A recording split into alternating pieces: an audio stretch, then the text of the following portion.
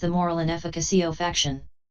View 103. The characteristic of not-self becomes evident to him through seeing rise according to condition, owing to his discovery that states have no curiosity and that their existence depends upon conditions. The characteristic of impermanence becomes evident to him through seeing rise and fall according to instant, owing to his discovery of non-existence after having been, and owing to his discovery that they are secluded from past and future. The characteristic of pain becomes evident to him through that too, owing to his discovery of oppression by rise and fall. And the characteristic of individual essence becomes evident to him through that too, owing to his discovery of delimitation of states by rise and fall. 31. And in the characteristic of individual essence, the temporariness of the characteristic of what is formed becomes evident to him through that too, owing to his discovery of the non-existence of fall at the instant of rise and the non-existence of rise at the instant of fall. 32. 104. When the several truths, aspects of the dependent origination, methods, and characteristics have become evident to him thus, then formations appear to him as perpetually renewed, so these states, it seems, being previously unarisen, critic, and being arisen, they cease. 633. And they are not only perpetually renewed, but they are also short-lived like dewdrops at sunrise. A4 137, like a bubble on water. S314I, like a line drawn on water. A4 137, like a mustard seed on an aul's point. Nid I42, like a lightning flash. Nid I43. And they appear without core, like a conjuring trick. S3 141, like a mirage. DHP 46, like a dream. SN 807, like the circle of a whirling firebrand. Source untraced, like a goblin city. Source untraced, like froth. DHP 46, like a plantain trunk. S3 142, and so on. At this point he has attained tender insight knowledge called contemplation of rise and fall, which has become established by penetrating the 50 characteristics in this manner. Only what is subject to fall arises, and to be arisen necessitates fall. With the attainment of this he is known as a beginner of insight. The 10 imperfections of insight. 105. Now, when he is a beginner of insight with this tender insight, 10 imperfections of insight arise in him. 4 imperfections of insight do not arise either in a noble disciple who has reached penetration of the truths or in persons erring in virtue, neglectful of their meditation subject and idlers. They arise only in a clansman who keeps to the right course, devotes himself continuously to his meditation subject and is a beginner of insight. But what are these 10 imperfections? They are 1. Illumination, 2. Knowledge, 3. Rapturous happiness, 4. Tranquility, 5. Bliss, pleasure, 6. Resolution, 7. Exertion, 8. Assurance, 9. Equanimity, and 10. Attachment. 106. For this is said, how does the mind come to be seized by agitation about higher states? When a man is bringing formations to mind as impermanent, illumination arises in him. He adverts to the illumination thus, illumination is a noble one's state. 33. The distraction due to that is agitation. When his mind is seized by that agitation, he does not understand correctly their appearance as impermanent, he does not understand correctly their appearance as painful, he does not understand correctly their appearance as not self. Likewise, when he is bringing formations to mind as impermanent, knowledge arises in him, happiness, tranquility, bliss, resolution, exertion, establishment, equanimity, attachment arises in him. He adverts to the attachment thus, attachment is a noble one's state. The distraction due to that is agitation. When his mind is seized by that agitation, he does not correctly understand their appearance as impermanent. 634. He does not correctly understand their appearance as painful, he does not correctly understand their appearance as not self. Pais 2 100. 107. 1. Herein, illumination is illumination due to insight. 34. When it arises, the meditator thinks, such illumination never arose in me before.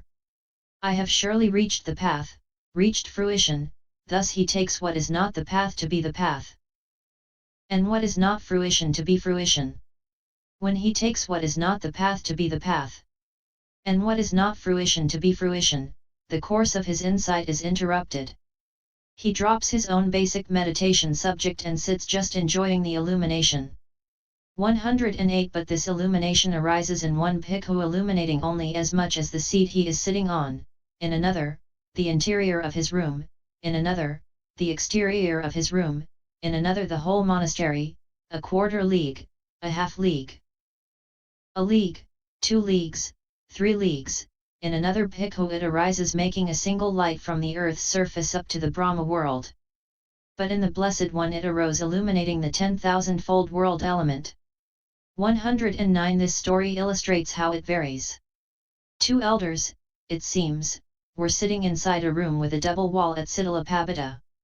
It was the oppositha of the dark of the moon that day. All directions were covered by a blanket of cloud, and at night the 4-factored GLOOM35 prevailed.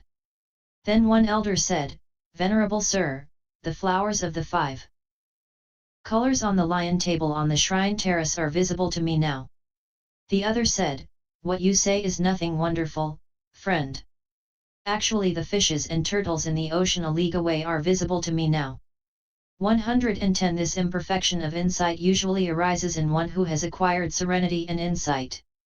Because the defilements suppressed by the attainments do not manifest themselves, he thinks, "I am an arahant," like the elder Mahanaga who lived at Akavalika, like the elder Mahadatta who lived at Hakana, like the elder Cua Samana, who lived in the Nikapena meditation house at Siddhalapabita.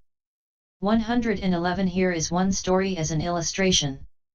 The elder Dhammadinna, it seems, who lived at Talaugara, one of the great ones with cankers destroyed who possessed the categories of discrimination, was the instructor of a large community of bhikkhus. One day, as he was sitting in his own daytime quarters, he wondered, has our teacher, the elder Mahanaga who lives at Akavalika, 635 brought his work of asceticism to its conclusion, or not? He saw that he was still an ordinary man, and he knew that if he did not go to him, he would die an ordinary man. He rose up into the air with supernormal power and alighted near the elder, who was sitting in his daytime quarters. He paid homage to him, doing his duty, and sat down at one side. To the question, "Why have you come unexpectedly, friend Dhammadinna?" he replied, "I have come to ask a question, Venerable Sir." He was told, "Ask, friend. If we know, we shall say." He asked 1,000 questions. 112 The elder replied without hesitation to each question. To the remark, "Your knowledge is very keen, Venerable Sir, when was this state attained by you?" he replied, 60 years ago, friend." "Do you practice concentration, Venerable Sir?" "That is not difficult, friend." "Then make an elephant, Venerable Sir." The elder made an elephant all white. "Now, Venerable Sir, make that elephant come straight at you with his ears outstretched, his tail extended, putting his trunk in his mouth and making a horrible trumpeting." The elder did so. Seeing the frightful aspect of the rapidly approaching elephant, he sprang up and made to run away. Then the elder with cankers destroyed put out his hand, and catching him by the hem of his robe, he said, "Venerable Sir, is there any timidity in one whose cankers are destroyed?" 113 Then he recognized that he was still an ordinary man. He knelt at Dhammadinna's feet and said, "Help me, friend Dhammadinna, Venerable Sir, I will help you, that is why I came. Do not worry." Then he expounded a meditation subject to him. The elder took the meditation subject and went up onto the walk, and with the 3rd footstep he reached arahantship. The elder was a bhikkhu of hating temperament, it seems. Such bhikkhus waver on account of illumination. 114 2. Knowledge is knowledge due to insight. As he is estimating and judging material and immaterial states, perhaps knowledge that is unerring, keen, incisive, and very sharp arises in him, like a lightning flash. 115.3. Rapturous happiness is happiness due to insight. Perhaps at that time the 5 kinds of happiness, namely, minor happiness, momentary happiness, showering happiness, uplifting happiness, and pervading, rapturous, happiness arise in him, filling his whole body. 116.4. Tranquility is tranquility due to insight. As he is sitting at that time in his night or day quarters, perhaps 636, there is no fatigue or heaviness or rigidity or unwieldiness or sickness or crookedness in his body and his mind, but rather his body and mind are tranquilized, light, malleable, wieldy, quite sharp, and straight. With his body and mind aided by this tranquility, etc. he experiences at that time the superhuman delight with reference to which it is said, Abhikha, when his mind is quiet retires to an empty place. And his right insight in the Dhamma gives him superhuman delight. It is because he comprehends the rise and fall of aggregates that he finds happiness and joy.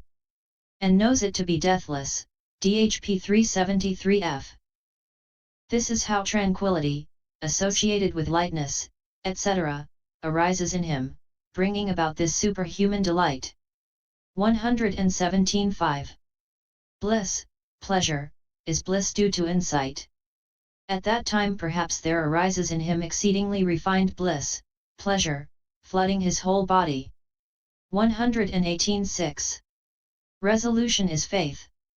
For strong faith arises in him in association with insight in the form of extreme confidence of consciousness and its concomitants. 119.7. Exertion is energy. For well-exerted energy, neither too lax nor too strained, arises in him in association with insight. 128. Assurance, lit establishment, is mindfulness. For well-established, well-assured, well-founded mindfulness, which is dug in and as immovable as the king of mountains, arises in him in association with insight. Whatever subject he adverts to, consciously reacts to, gives attention to, reviews, appears to him, he is assured of, owing to mindfulness, which descends into it. 36. Enters into it, just as the other world does to one who has the divine eye. Path of Purification Part 3, Understanding, Panna. 121.9. Equanimity is both equanimity about insight and equanimity in adverting. 37. For equanimity about insight, which is neutrality about formations, arises strongly in him at that time. It is also equanimity in adverting in the mind door. For whatever the subject he adverts to, his adverting works as incisively and sharply as a lightning flash, like a red-hot spear plunged into a basket of leaves. 122.10. Attachment is attachment due to insight. For when his insight is adorned with illumination, etc., attachment arises in him, which is subtle and peaceful in aspect, and it relies on, clings to, that insight, and he is not able to discern that attachment as a defilement. 637. 123. And as in the case of illumination, so too in the case of the other imperfections that may arise, the meditator thinks thus: such knowledge, such rapturous happiness, tranquility, bliss, resolution, exertion, assurance, equanimity, attachment never arose in me before. I have surely reached the path, reached fruition. Thus he takes what is not the path to be the path and what is not fruition to be fruition. When he takes what is not the path to be the path and what is not fruition to be fruition, the course of his insight is interrupted. He drops his basic meditation subject and sits just enjoying the attachment. 124. And here illumination, etc., are called imperfections because they are the basis for imperfection, not because they are comically unprofitable. But attachment is both an imperfection and the basis for imperfection. As basis only they amount to 10, but with the different ways of taking them they come to 30. 125. How? When a man takes it thus, illumination has arisen in me, his way of taking is due to false view. When he takes it thus, how agreeable this illumination that has arisen is, his way of taking is due to pride, conceit. When he relishes the illumination, his way of taking is due to craving. So there are three ways of taking it in the case of illumination, that is to say, due to false view, to pride, conceit, and to craving. Likewise with the rest. So they come to 30 with the three ways of taking them. Owing to their influence, an unskillful, unwary meditator wavers and gets distracted about illumination, etc., and he sees each one of them illumination and the rest as this is mine, this is I, this is myself, MI 135. Hence the ancients said, he wavers about illumination and knowledge, rapturous happiness, about the tranquilness, the bliss, whereby his mind becomes confused, he wavers about resolution, exertion, and assurance, 2, the adverting equanimity. And equanimity and attachment, Payas 2 102.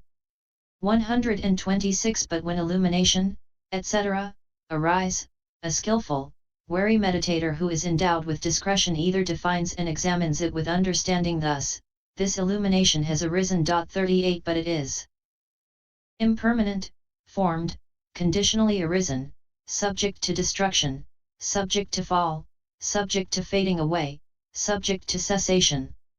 Or he thinks, if illumination were self, it would be right to take it as self, but being not self, it is taken as self.